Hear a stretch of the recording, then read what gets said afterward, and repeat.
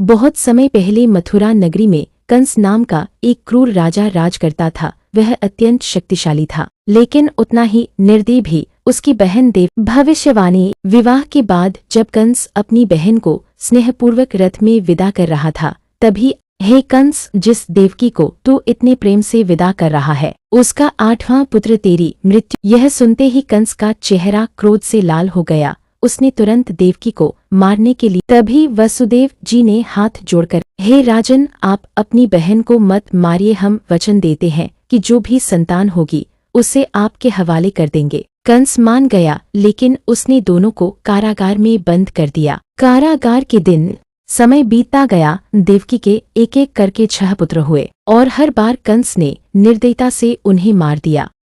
वासुदेव जी तुरंत आगे आए और बोले, राजन, आप अपनी बहन को मत मारिए। हम वचन देते हैं कि जो भी संतान होगी हम उसे आपके हवाले कर देंगे। कंस ने कुछ सोचा और देवकी वासुदेव को जीवित तो छोड़ दिया, लेकिन उन्हें कारागार जेल में बंद कर दिया।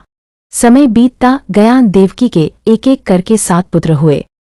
हर बार जैसे ही बच्चा जन्म लेता, कंस उसे निर्दयता से मार देता। देवकी और वासुदेव हर बार अपने बच्चे को खोकर टूट जाते। 8वें पुत्र का दिव्य जन्म। फिर वह रात आई, भाद्रपद मास की कृष्ण पक्ष की अष्टमी की आधी रात। चारों ओर घोर अंधेरा था, लेकिन अचानक जेल में दिव्य प्रकाश फैल गया और उसी क्षण जन्म हुआ। श्री कृष्ण का जन्म लेते ही बालक कृष्ण ने अपना दिव्य रूप दिखाया। 4 भुजाएं, शंख, चक्र, गदा और पद्म धारण किए हुए सभी देवी देवता फूलों की वर्षा करने लगे और जय जयकार करने लगे। तभी विष्णु भगवान साक्षात प्रकट होकर बोले, वासुदेव जी से तुम अभी मुझे इस बालक को यशोदा मैया के पास पहुंचा देना। यह एक लीला होने वाली है। और उसी क्षण जन्म हुआ श्री कृष्ण का। जन्म लेते ही बालक कृष्ण ने अपना दिव्य रूप दिखाया।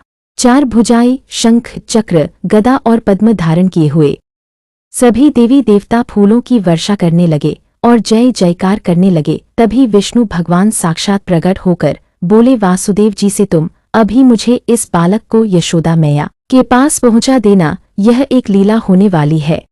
जेल के सभी दरवाजे अपने आप खुल गए।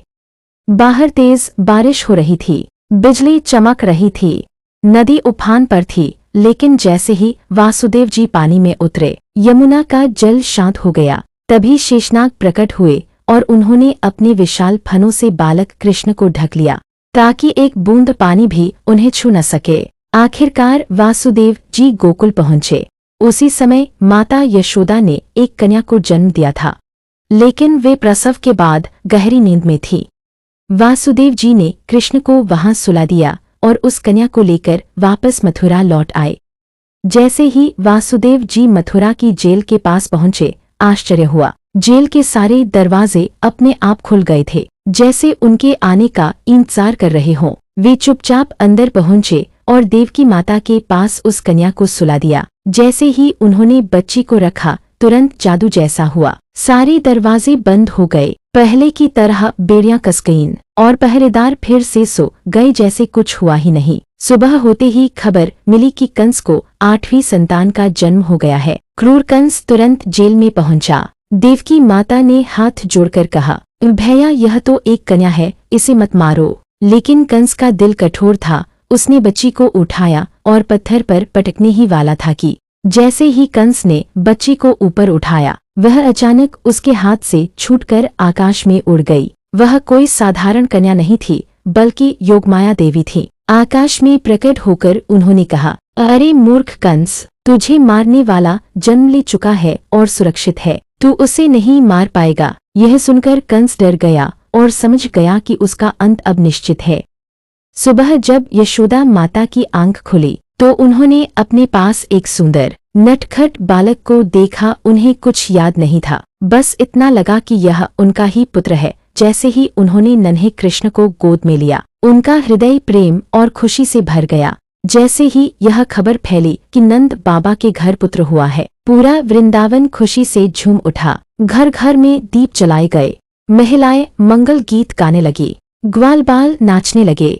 हर तरफ नंद के आनंद भयो जय कन्हैया लाल की गूंजने लगा। नंद बाबा ने बड़े धूमधाम से उत्सव मनाया। उन्होंने गरीबों को दान दिया, गायों को सजाया और पूरे गांव में मिठाइयां बंटवाईं। यशोदा माता अपने लड्डू गोपाल को देखकर भावुक हो जाती थी। उन्हें पता ही नहीं था कि यह कोई साधारण बालक नहीं बल्कि स्वयं भगवान है। वे कृष्ण को झुलाते, लोरी गाती और प्यार से निहारती रहती। उनकी ममता इतनी गहरी थी कि भगवान भी उनके प्रेम में बंध गए।